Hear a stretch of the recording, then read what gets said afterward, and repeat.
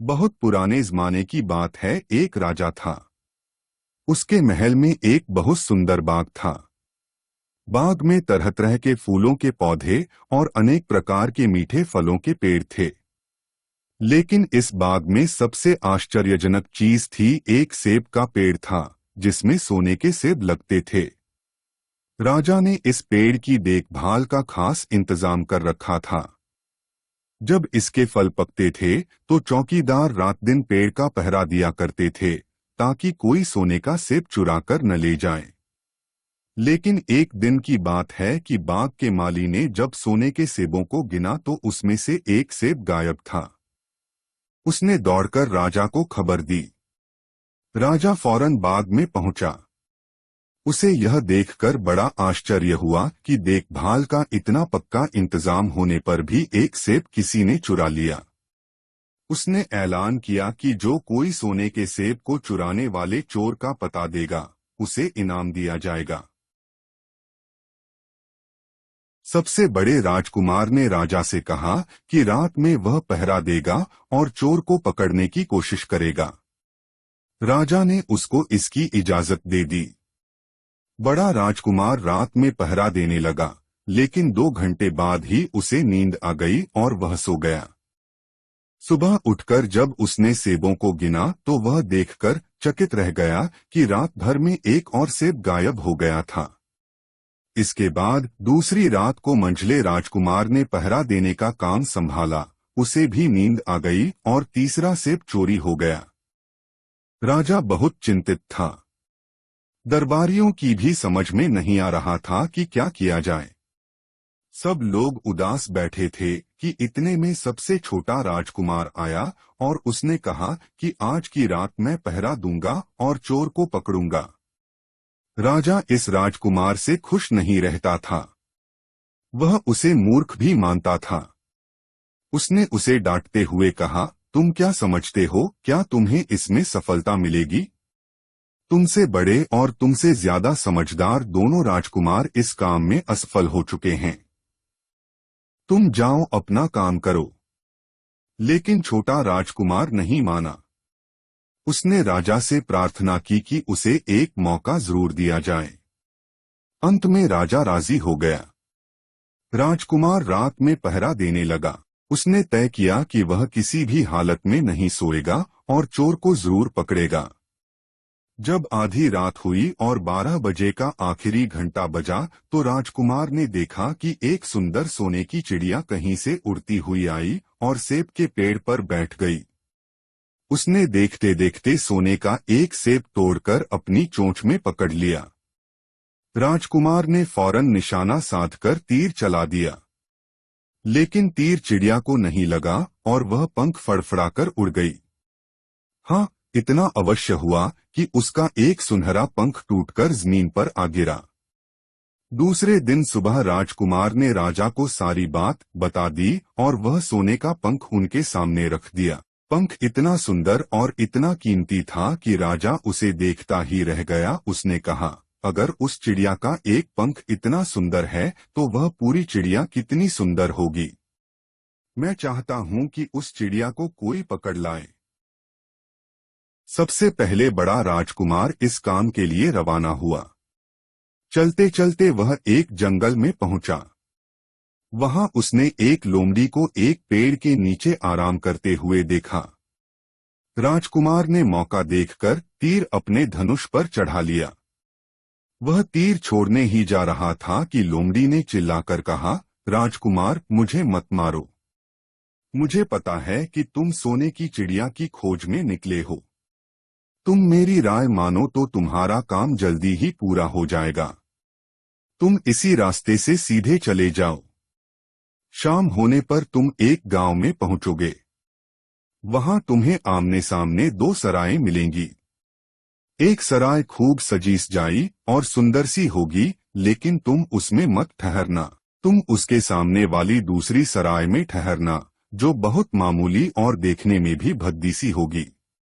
ऐसा करने पर तुम्हारा काम आसानी से पूरा हो जाएगा। लोमड़ी का बात सुनकर राजकुमार को हंसी आ गई। उसने डांटकर कहा, भाग जा यहाँ से। मुझे तुम्हारी सलाह की जरूरत नहीं है, यह कहकर उसने तीर छोड़ दिया। लेकिन लोमड़ी बहुत चालाक थी। वह बचकर निकल भागी। राजकुमार आगे चलता गया। शाम को जब वह एक गांव में पहुंचा तो उसने देखा कि वहां सड़क के किनारे सचमुच दो सराय थीं। उनमें से एक सराय खूब सजी सजाई थी और उसके अंदर से लोगों के नाचने गाने की आवाजें आ रही थीं। दूसरी सराय भद्दी सी थी और वहां अंधेरा घिरा हुआ था। राजकुमार सजी सजाई सराय में ठहर गया। थोड़ी देर में वह भूल गया कि वह असल में सोने की चिड़िया की खोज में निकला था। उधर जब काफी समय बीत गया और बड़ा राजकुमार नहीं लौटा तो मंझला राजकुमार सोने की चिड़िया की खोज में चल पड़ा। वह भी उसी तरह चलते चलते जंगल में पहुंचा तो वही लोमड़ी उसे भी मिली। इस राजकुमार ने भी लोमड़ी की बात पर कोई ध्यान नहीं दिया। जब वह शाम को उस गांव में पहुंचा तो बड़े राजकुमार की तरह सजी सजाई सराय में ठहरा।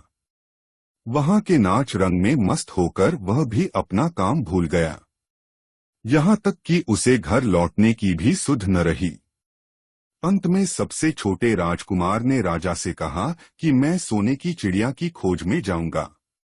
राजा को विश्वास था कि जब उससे बड़े दोनों राजकुमार इस काम में सफल नहीं हुए तो इसे और भी सफलता नहीं मिलेगी। लेकिन उसके जिद करने पर राजा ने उसे इजाजत दे दी। छोटा राजकुमार तैयार होकर सोने की चिड़िया की खोज में निकला। जंगल में उसे भी लोमड़ी मिली। राजकुमार ने लोमड़ी की बात को ध्यान से सुना और लोमड़ी से कहा, ठीक है, तुम जैसे कह रही हो मैं वैसा ही करूंगा। अब तुम जाओ, मैं तुम्हें नहीं मारूंगा। इस पर लोमड़ी खुश होकर बोली, तुम सबसे अच्छे लड़के मालूम होते हो। तुमने मेरी बात बात का मजाक नहीं उड़ाया और मुझ पर तीर नहीं चलाया। मैं तुमसे खुश हूं और तुम्हारी मदद करूंगी। आओ तुम मेरी पूंछ पर बैठ जाओ, मैं तुम्हें उस सराय तक पहुंचा देती हूं। देखते देखते लोमड़ी की पूंछ काफी बड़ी हो गई और राजकुमार उस पर बैठ गया।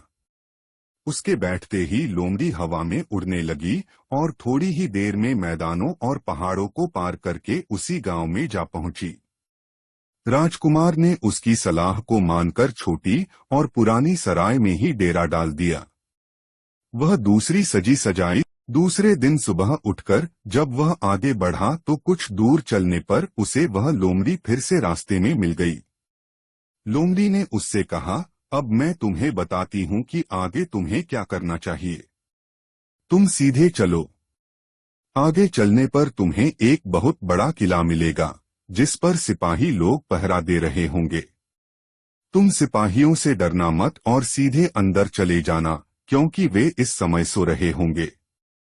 तुम बेधड़क होकर किले में घुसते चले जाना और उनके कमरों को पार करते हुए उस जगह पहुंच जाना जहां लकड़ी के एक मामूली से पिंजरे में सोने की चिड़िया बंद है। तुम चिड़िया को पिंजरे सहित उठाकर किले से बाहर ले आना। लेकिन एक बात याद रखना, चिड़िया के पिंजरे के पास ही एक बहुत सुंदर सा सोने का पिंजरा भी रखा होगा। तुम भूलकर भी चिड़िया को उस पिंजरे में मत रखना, मगर तुम उसे लकड़ी के पिंजरे में से निकालकर सोने के पिंजरे में रखने की कोशिश करोगे तो बाद में पछताओगे। यह कहकर लोमड़ी ने राजकुमार को फिर से अपनी पूंछ पर बिठाया और थोड़ी ही देर में उसको किले के पास पहुंचा दिया। राजकुमार ने किले के पास जाकर देखा कि सचमुच उसके पहरेदार सो रहे थे। वह बिना डरे सीधा महल में घुस गया और थोड़ी ही देर बाद वह उस कमरे में जा पहुंचा जहां सोने की चिड़िया एक पिंजरे में बैठी हुई थी। पिंजरे के पास ही सोने के 3 सेब पड़े हुए थे। इन सेबों को देखकर राजकुमार ने फौरन पहचान लिया कि ये सेब उसके पिता के बाग के ही थे। सोने की चिड़िया इतनी सुंदर थी कि राजकुमार उसको देखता ही रह गया। वह उसको उठाकर लाने ही वाला था कि उसकी नजर पास ही पड़े एक सुंदर से पिंजड़े पर पड़ी। वह पिंजड़ा बहुत सुंदर था और उसमें तरह तरह के कीमती पत्थर जड़े हुए थे। सोने की चिड़िया के लिए वही पिंजरा ठीक मालूम पड़ता था। राजकुमार लोमड़ी की बात को भूल गया और उसने सोने की चिड़िया को लकड़ी के पिंजरे से निकालकर सोने के पिंजरे में बंद कर दिया। लेकिन नए पिंजरे में आते ही चिड़िया ने खूब जोर जोर से शोर मचाना शुरू कर दिया। राजकुमार पिंजरे को उठाकर कमरे से बाहर भी नहीं निकल पाया था कि बहुत से सिपाही कमरे में घुस आए और उन्होंने राजकुमार को पकड़ लिया। अब राजकुमार को अपनी भूल का पता चला। उसे याद आया कि लोमड़ी ने उससे क्या कहा था। लेकिन अब क्या हो सकता था? सिपाही उसे खींचते हुए राजा के दरबार में ले गए। राजा के पूछने पर राजकुमार ने सारी बात कह सुनाई। राजा बोला, तुम मेरे महल में चोरी करने के लिए घुसे थे। मैं तुमको माफ नहीं कर सकता। तुम्हें फांसी की सजा दी जाएगी। लेकिन मैं तुम्हें एक मौका देता हूं। अगर तुम मेरे लिए सोने का घोड़ा ला दो तो मैं न सिर्फ तुम्हें छोड़ दूंगा बल्कि सोने की चिड़िया भी तुमको दे दूंगा। राजकुमार को अपनी जान बचाने के लिए राजा की शर्त माननी पड़ी। अब वह सोने के घोड़े की तलाश में निकला। किले के बाहर जाने पर उसने देखा कि लोमड़ी उसका इंतजार कर रही है। उसने लोमड़ी को सारी बातें बताईं। लोमड़ी ने निराश होते हुए कहा, मैं अब तुम्हारी कोई मदद नहीं करूंगी। तुमने मेरे कहने के अनुसार नहीं किया।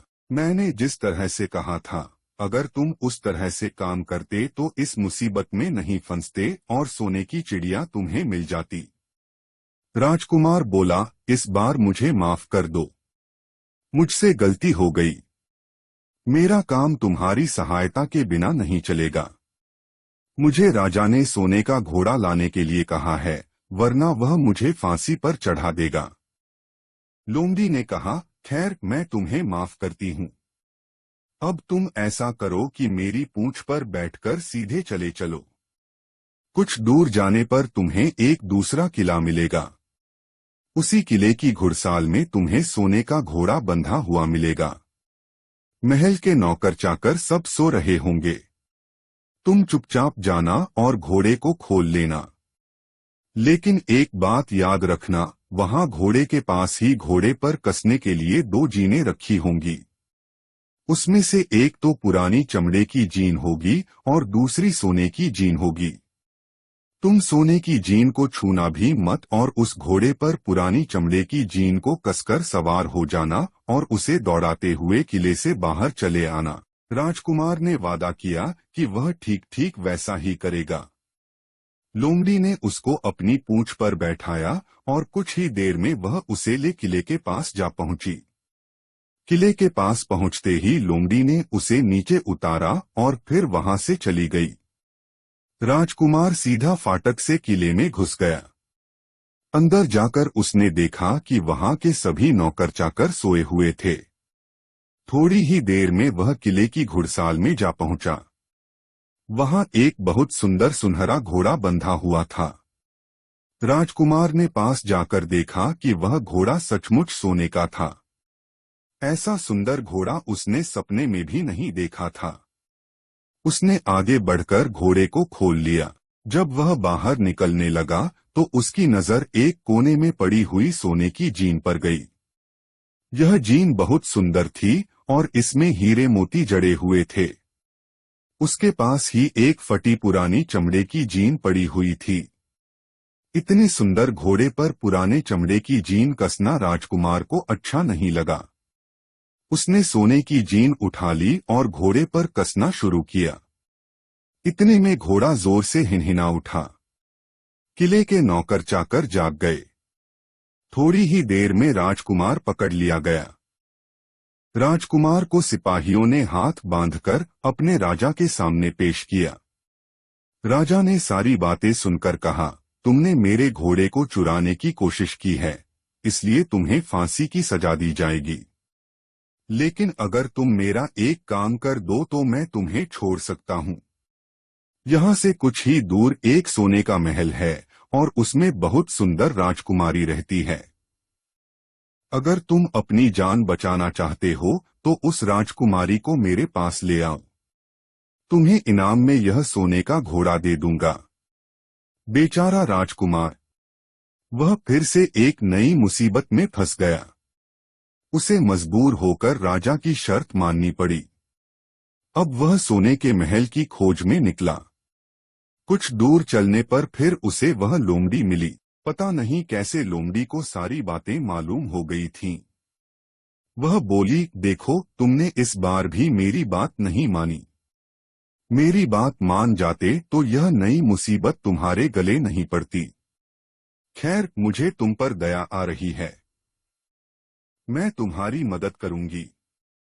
चलो, मैं तुमको सोने के महल के पास पहुंचाए देती हूँ। तुम महल के बाहर ही कहीं पीछे छिपे रहना। जब उसमें से शाम को राजकुमारी तालाब में नहाने के लिए बाहर आए तो तुम आगे बढ़कर उसका हाथ पकड़ लेना। जैसे ही तुम उसको छूओगे, राजकुमारी तुम्हारे साथ आने के लिए राजी हो जाएगी। लेकिन एक बात याद रखना, तुम उसको वहां से अपने साथ ले आना। उसे वापस महल में मत जाने देना। वह तुमसे कहेगी कि मैं अभी अपने माता पिता से मिलकर आती हूँ। लेकिन तुम उसकी बातों में मत आना, वरना फिर मुसीबत में फंस जाओगे। यह कहकर लोमड़ी ने फिर से अपनी पूंछ फैला दी और राजकुमार उस पर बैठ गया। देखते देखते लोमड़ी हवा में उड़ती हुई कुछ देर बाद सोने के महल के पास जा पहुंची। महल के पास पहुंचते ही राजकुमार एक पेड़ की आड़ में छिपकर बैठ गया। शाम को जब राजकुमारी नहाने के लिए किले से बाहर आई तो राजकुमार ने हिम्मत करके आगे बढ़कर उसका हाथ पकड़ लिया। उसके छूते ही राजकुमारी उसके साथ चलने के लिए तैयार हो गई। वह बोली, राजकुमार, तुम मुझे जहां भी ले जाना चाहोगे मैं तुम्हारे साथ चलूंगी, लेकिन मुझे थोड़ी देर के लिए अपने माता पिता से मिल आने दो। राजकुमार ने कहा, नहीं, यह नहीं होगा। तुम्हें तुरंत मेरे साथ चलना पड़ेगा। लेकिन राजकुमारी रोने लगी। इतनी सुंदर राजकुमारी को रोते देखकर राजकुमार का मन पिघल गया। अंत में वह राजी हो गया और बोला, जाओ, थोड़ी देर के लिए माता पिता से मिलाओ, लेकिन फिर तुरंत बाहर चली आना।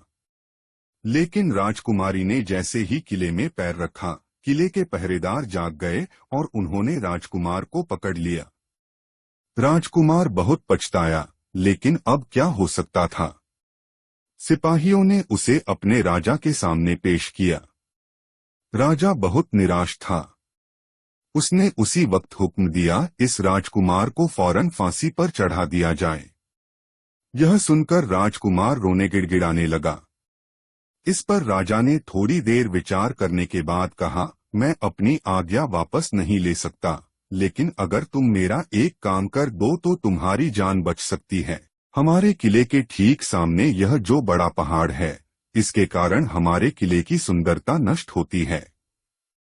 अगर तुम 8 दिन में इस पहाड़ को खोदकर साफ कर दो तो हम तुम्हें क्षमा कर देंगे और राजकुमारी का विवाह तुम्हारे साथ कर देंगे। राजकुमार किले के बाहर आकर पहाड़ को देखने लगा। उसके हाथ में एक छोटी सी कुदाली थी। उसकी समझ में नहीं आ रहा था कि इतना बड़ा पहाड़ 8 दिन में वह कैसे खोद सकेगा। फिर भी उसे अपनी जान तो बचानी ही थी, इसलिए वह पहाड़ खोदने लगा। धीरे धीरे 7 दिन बीत गए। इतने दिन तक लगातार खोदने पर भी पहाड़ का सिर्फ एक कोना ही खोद सका। वह दुखी होकर बैठ गया। उसे अब अपने पर बहुत अधिक क्रोध आ रहा था। वह मन में कहने लगा कि अगर मैंने लोमड़ी की बात मान ली होती तो कितना अच्छा होता। लोमड़ी ने मुझको हर बार ठीक सलाह दी और मैं हर बार उसका कहना न मानकर नई से नई मुसीबत में फंस जाता हूँ। राजकुमार इस तरह सिर झुकाए बैठा था कि अचानक उसे अपने पैरों के पास लोमड़ी की पूंछ हिलती दिखाई दी। उसने नजर उठाकर देखा, सचमुच वही लोमड़ी खड़ी थी। लोमड़ी ने मुस्कराते हुए कहा, क्यों, क्या हाल है? इस बार तो तुम्हारी मदद करने की मेरी जरा भी इच्छा नहीं थी, लेकिन मैं 7 दिन से तुमको पहाड़ खोदते हुए देख रही हूँ। मुझे दया आ गई और मैं तुम्हारी मदद के लिए चली आई। जाओ, तुम बहुत थक गए हो, सो जाओ। मैं थोड़ी ही देर में तुम्हारा काम पूरा कर दूंगी। इस बार राजकुमार ने तय कर लिया था कि अब वह लोमड़ी जिस तरह कहेगी वह उसी तरह करेगा। वह चुपचाप उठकर एक तरफ सोने चला गया। थोड़ी ही देर में उसे नींद आ गई। सुबह जब वह सोकर उठा तो उसे अपनी आंखों पर विश्वास नहीं हो रहा था। वहां कहीं भी पहाड़ का नाम नहीं था और महल का सुंदर दृश्य दिखाई दे रहा था। राजकुमार सीधा राजा के पास पहुंचा।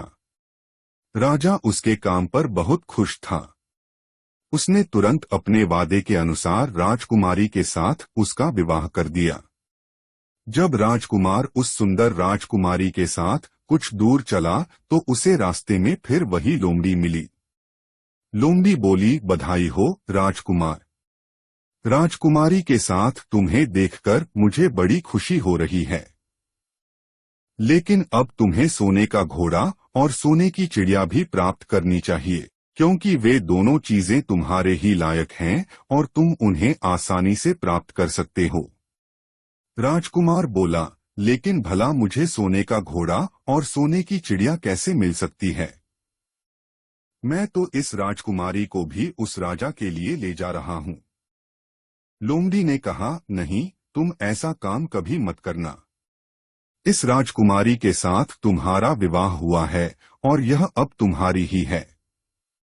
अगर तुम मेरे कहने के अनुसार काम करो तो तुम्हें सोने का घोड़ा और सोने की चिड़िया भी मिल सकती है। तुम पहले इस राजकुमारी को लेकर सोने के घोड़े वाले राजा के पास जाओ। राजा खुश होकर तुमको सोने का घोड़ा दे देगा।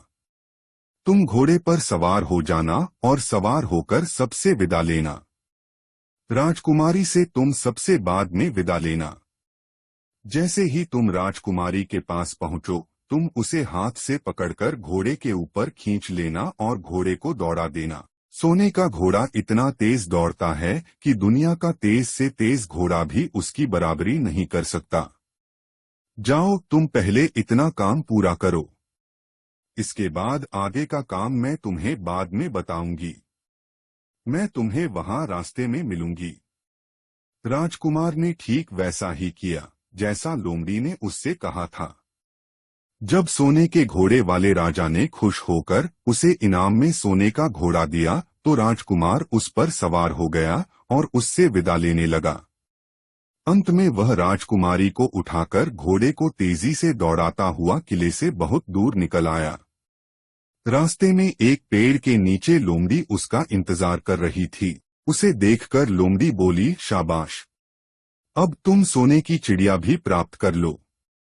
जब तुम सोने की चिड़िया वाले राजा के पास पहुंचोगे तो वह इस घोड़े को देखकर बहुत खुश होगा।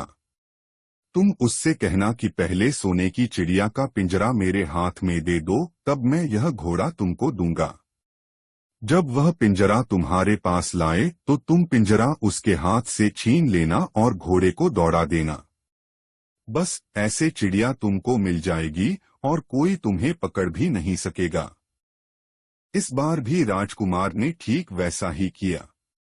वह राजकुमारी के साथ ही घोड़े पर बैठा रहा और जब राजा ने उसके हाथ में सोने की चिड़िया का पिंजरा दिया तो उसने देखते देखते एड़ मार दी और सोने का घोड़ा हवा से बातें करने लगा। कुछ दूर चलने पर लोमड़ी उसे मिली। राजकुमार ने उससे कहा, तुमने मेरी बड़ी मदद की है। तुम्हारी वजह से मुझे न सिर्फ सोने की चिड़िया मिली बल्कि सोने का घोड़ा और सुंदर राजकुमारी भी मिल गई। बताओ, मैं तुमको क्या इनाम दूं? मैं तुमको कुछ न कुछ जरूर देना चाहता हूँ। लोमड़ी ने कहा, अगर तुम खुश हो तो मेरा एक काम कर दो। तुम एक तीर चलाकर मुझे मार दो। इस समय तुम यही सबसे बड़ा काम मेरे लिए कर सकते हो। राजकुमार ने कहा, भला यह कैसे हो सकता है? तुमने मेरी इतनी मदद की और मैं बदले में तुम्हें मार दूं? मुझसे यह नहीं होगा। यह सुनकर लोमड़ी बड़ी दुखी हुई और बोली, अगर तुम मेरा यह काम नहीं कर सकते तो फिर ठीक है, जाओ। लेकिन मैं तुम्हारी भलाई के लिए ही कह रही हूँ कि तुम दो बातें जरूर याद रखना। एक तो तुम किसी कुएं की दीवार पर मत बैठना और दूसरे तुम ऐसे लोगों के लिए धन मत खर्च करना जिन्हें फांसी मिलने वाली हो। राजकुमार बोला, भाई तुम भी अजीब हो। तुम्हारी बातें मेरी समझ में ही नहीं आती। भला मैं कभी कुएं की दीवार पर क्यों बैठूंगा और ऐसे आदमियों पर धन क्यों खर्च करूंगा जिनको फांसी दी जाने वाली हो। लेकिन लोमड़ी ने उसकी बात का कोई जवाब नहीं दिया और अलविदा कहकर वहां से चली गई। राजकुमार सोने का घोड़ा दौड़ाता हुआ आगे बढ़ा। राजकुमारी उसके साथ ही बैठी हुई थी और सोने की चिड़िया का पिंजरा उसके हाथ में था। कुछ ही देर में राजकुमार उस छोटे गांव में जा पहुंचा जिसमें वे दोनों सराएं थीं। गांव के लोग और खास तौर से बच्चे उसको देखने के लिए बाहर निकल आए। सोने के घोड़े पर राजकुमार के साथ बैठी एक राजकुमारी को देखकर सभी लोग चकित थे। इतने में राजकुमार ने देखा कि गांव के बगीचे में एक जगह बहुत से लोग जमा हैं और कुछ शोर हो रहा है। राजकुमार के पूछने पर लोगों ने बताया कि वहां दो आदमियों को फांसी देने की तैयारी हो रही है। राजकुमार उधर ही चल पड़ा। वहां पहुंचने पर उसने पहचान लिया कि जिन आदमियों को फांसी दी जाने वाली थी वे और कोई नहीं बल्कि उसके ही भाई थे। वे लोग तब से उसी सजीस जाई सराय में रह रहे थे और तरह तरह के बुरे काम करते थे। वे जुआ भी खेलते थे और जुए में बहुत सा धन हार चुके थे। उन्होंने लोगों से बहुत सा रुपया भी उधार लिया था। इन्हीं सब बातों से चिढ़कर अब गांव वाले उन्हें फांसी पर चढ़ाने जा रहे थे। राजकुमार भला यह कैसे होने देता। उसने लोगों से कहा कि मुझसे रुपया ले लो और इन लोगों को छोड़ दो। उसके बहुत कहने सुनने पर लोग राजी हो गए और उन्होंने उन दोनों आदमियों को रिहा कर दिया। राजकुमार अपने भाइयों को छुड़ाकर आगे चला। कुछ दूर चलने पर जंगल में उन्हें एक कुआं दिखाई दिया। इस पर राजकुमार ने कहा कि कुछ देर कुएं के पास आराम करते हैं। वहां ठंडा पानी पीने के बाद हम लोग आगे चलेंगे। अब तक वह यह भी भूल चुका था कि लोमड़ी ने विदा होते समय उससे क्या कहा था। वह घोड़े से उतरकर कुएं की दीवार पर बैठ गया और आराम करने लगा। उसके दोनों भाइयों ने मौका देखकर उसे कुएं में धकेल दिया। इसके बाद उन्होंने घोड़े पर राजकुमारी को डाला और सोने की चिड़िया का पिंजरा उठाया और वहां से चलते बने। कुछ ही देर में वे लोग अपने राज्य में लौट आए। घर लौटकर उन्होंने राजा से कहा, हम लोग सोने की चिड़िया को पकड़ लाए हैं। इसी चिड़िया ने हमारे बाग में से सोने के सेब चुराए थे। इसके साथ ही हम एक यह सोने का घोड़ा और राजकुमारी भी लाए हैं। राजा बहुत खुश हुआ। सारे राज्य के लोग खुशियां मनाने लगे, लेकिन राजकुमारी खुश नहीं थी। वह बराबर रोती रहती थी। उसने खाना पीना छोड़ दिया। यही नहीं, घोड़े ने भी दाना पानी बंद कर दिया और सोने की चिड़िया भी उदास रहने लगी। राजा ने बहुत कोशिश की, लेकिन न तो वह राजकुमारी खुश हुई और न सोने के घोड़े और न सोने की चिड़िया ने दाना खाना शुरू किया। उधर छोटा राजकुमार कुएं में गिर गया था, लेकिन वह मरा नहीं। कुआं बहुत गहरा था, लेकिन उसमें पानी बहुत थोड़ा था। वह कुएं में बैठा बैठा अपने भाग्य को कोसता रहा। अब उसे फिर उसी लोमड़ी की याद आई और वह पछताने लगा कि अगर मैंने उसका कहना मान लिया होता तो मैं मुसीबत में न फंसता। राजकुमार ने जैसे ही लोमड़ी को याद किया, लोमड़ी न मालूम कैसे कुएं के मुंह पर आ पहुंची और बोली, देखो राजकुमार, मैंने पहले ही तुम्हें समझाया था कि किसी कुएं की दीवार पर मत बैठना और ऐसे आदमियों की मदद मत करना जिन्हें फांसी दी जाने वाली हो, लेकिन तुम नहीं माने। खैर चलो, अब आखिरी बार मैं फिर तुम्हारी मदद किए देती हूँ। लो, मेरी पूंछ पकड़कर कुएं से बाहर निकल जाओ। यह कहकर लोमड़ी ने अपनी पूंछ कुएं में लटका दी। देखते देखते पूंछ इतनी लंबी हो गई कि कुएं के पेंदे में पड़े राजकुमार के पास तक जा पहुंची। राजकुमार उसे पकड़कर कुएं से बाहर निकल आया। लोमड़ी ने उससे कहा, जाओ, अब तुम अपने घर जाओ, लेकिन जरा होशियार रहना। तुम्हारे भाई तुम्हारी जान के दुश्मन हैं। वे लोग जरूर तुमको ढूंढ रहे होंगे। राजकुमार घर की ओर चल पड़ा। अपने राज में पहुंचने पर उसे एक भिखारी मिला। भिखारी को उसने अपने सुंदर कपड़े दान में दे दिए और उनके भद्दे पुराने कपड़े पहन लिए। इस तरह भेष बदलकर वह अपने किले में पहुंचा। वहां उसके पहुंचने पर एक बड़ी आश्चर्यजनक बात हुई। सोने का घोड़ा खुशी से हिनहिनाने लगा और दाना खाने लगा। सोने की चिड़िया भी अपने पिंजरे में खुशी से फुदकने लगी और गाना गाने लगी। राजकुमारी ने अपने आंसू पोंछ डाले और वह भी खुश दिखाई देने लगी। लेकिन राजा की समझ में कुछ नहीं आया। उसने राजकुमारी से इसका कारण पूछा तो वह बोली, मैंने तो पहले ही आपको सारी कहानी बता दी थी। आपके बड़े और मंझले राजकुमार ने छोटे राजकुमार के साथ धोखा किया है। इन्होंने आपको भी धोखा दिया है। लेकिन अब आपका छोटा राजकुमार यहाँ पर आ पहुंचा है, इसीलिए मुझे बहुत खुशी हो रही है। उसी के साथ मेरी शादी हुई है और मैं उसके साथ ही सुखी रह सकती हूँ। फिर उसने मैले कुचैले कपड़े पहने एक आदमी की ओर इशारा करते हुए कहा, वह रहा आपका छोटा राजकुमार। राजा ने भी अपने छोटे लड़के को पहचान लिया। अब राजा ने अपने छोटे बेटे के बारे में अपने विचार बदल दिए। अब वह उसको बहुत समझदार और बहादुर मानने लगा और उससे बहुत अधिक प्यार करने लगा। उसने उसको राजगद्दी पर बिठाने का निश्चय किया। बड़े और मंझले राजकुमार ने अपने छोटे भाई को ही धोखा नहीं दिया था बल्कि राजा को भी धोखा दिया था। इससे राजा उनसे बहुत नाराज था। उसने उन दोनों को अपने राज्य से निकलवा दिया। इसके बाद बड़ी धूमधाम के साथ राजकुमारी के साथ राजकुमार का विवाह हुआ और दोनों सुख से रहने लगे। लेकिन राजकुमार उस लोमड़ी को नहीं भूला था जिसने उसकी सहायता की थी।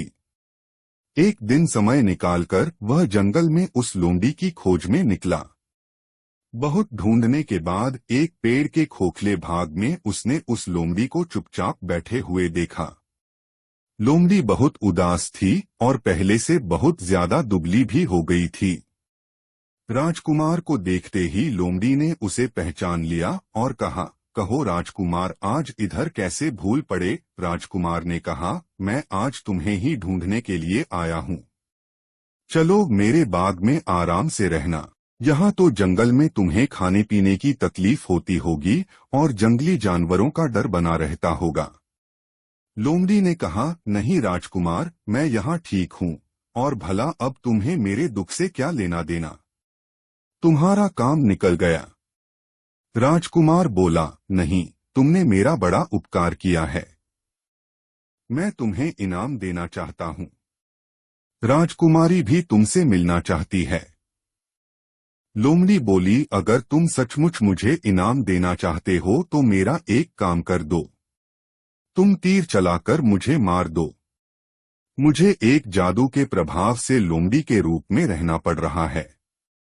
मैं तो उसी देश का राजकुमार हूँ जहाँ की राजकुमारी से तुम्हारा विवाह हुआ है। असल में वह राजकुमारी मेरी छोटी बहन है। अगर मुझे मार दोगे तो जादू से मुझे मुक्ति मिल जाएगी। राजकुमार को यह सुनकर बड़ा आश्चर्य हुआ। उसने फौरन अपने धनुष पर तीर चढ़ाया और लोमड़ी की ओर छोड़ दिया। तीर के लगते ही लोमड़ी मर गई और उसमें से एक सुंदर सा राजकुमार निकल आया। फिर दोनों राजकुमार आपस में गले मिले। इसके बाद दोनों राजकुमार वापस महल में लौट आए। वहां राजकुमारी अपने भाई से मिलकर बहुत खुश हुई।